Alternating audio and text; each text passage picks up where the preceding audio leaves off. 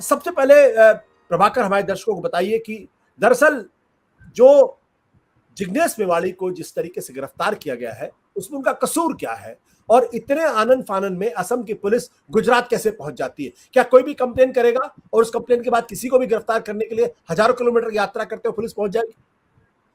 नहीं, ऐसा नहीं है। पूर्वोत्तर राज्यों की एक अलग परंपरा रही है, लेकिन इस मामले में पुलिस ने जितनी तेजी दिखाई है वैसा देखने को अमूमन नहीं मिलता है। उन्होंने मेवाड़ी ने एक ट्वीट किया था कि नरेंद्र मोदी गोडसे को भगवान मानते हैं, लेकिन उसके बाद 20 तारीख को उसके खिलाफ शिकायत की थी अरूप कुमार डे ने, जो बोडोलैंड टेरिटोरियल काउंसिल के एक सदस्य हैं।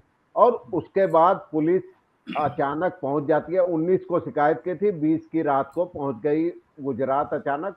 और ये इतना गंभीर कोई ट्वीट नहीं था उनका, लेकिन पूर्वोत्तर राज्यों में ऐसी शिकायतें आम रही हैं। त्रिपुरा में, मणिपुर में हमने देखा है पत्रकारों को ऐसी ही शिकायतों के आधार पर गिरफ्तार किया जाता है, महीनों जेल में रखा जाता है।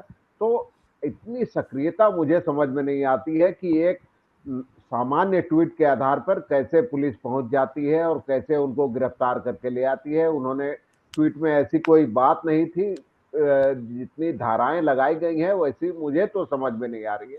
हालांकि पूर्वोत्तर राज्यों में परंपरा रही है, जैसे मैंने बताया, और ज्यादातर राज्यों में बीजेपी की सरकारें रही हैं। और अरूप कुमार डे जिन्होंने किया है उनका भी बहुत एक अलग इतिहास है, मैं आगे बताऊंगा। लेकिन ऐसी कोई परंपरा मुझे पूर्वोत्तर में, मैंने लंबे समय तक काम किया है, मुझे नहीं लगता ऐसा कुछ ट्वीट उन्होंने किया था मेवाड़ी ने जिसके आधार पर इतनी धाराएं लगाई जाती, गिरफ्तार प्रभाकर जी, उनको अदालत में पेश किया गया, उनको जमानत नहीं मिली। कहाँ है इस वक्त जिग्नेश मेवाड़ी? पुलिस कस्टडी में है या फिर जुडिशियल कस्टडी में है? 3 दिन की पुलिस कस्टडी में है। आज कांग्रेस ने प्रदर्शन भी किया था इस मामले पर कि उनको जल्दी रिहा किया जाए, बेवजह गिरफ्तार किया गया है, झूठे मामले में फंसाया गया है। तो 3 दिनों की पुलिस हिरासत में उनको भेजा गया है।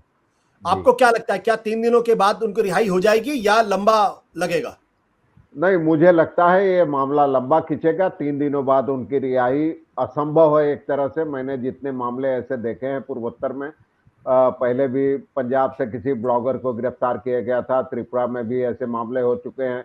पत्रकारों के खिलाफ भी ऐसे आरोप, बहुत मामूली आरोपों में गिरफ्तारी होती रही है, मणिपुर हो या त्रिपुरा हो, जहां तमाम राज्यों में बीजेपी की सरकारें हैं। पूर्वोत्तर में कम से कम 6 राज्यों में और बाकी में भी वो कम से कम साझीदार रही है। तो मुझे नहीं लगता 3 दिन में वो कोई रिहाई होगी, और ये मामला 3 से 4 महीने खींच सकता है मेरे ख्याल में। 3 से 4 महीने ये अपने आप में काफी तकलीफदेह होगा अगर 3 से 4 महीने तक ये खिंचता है।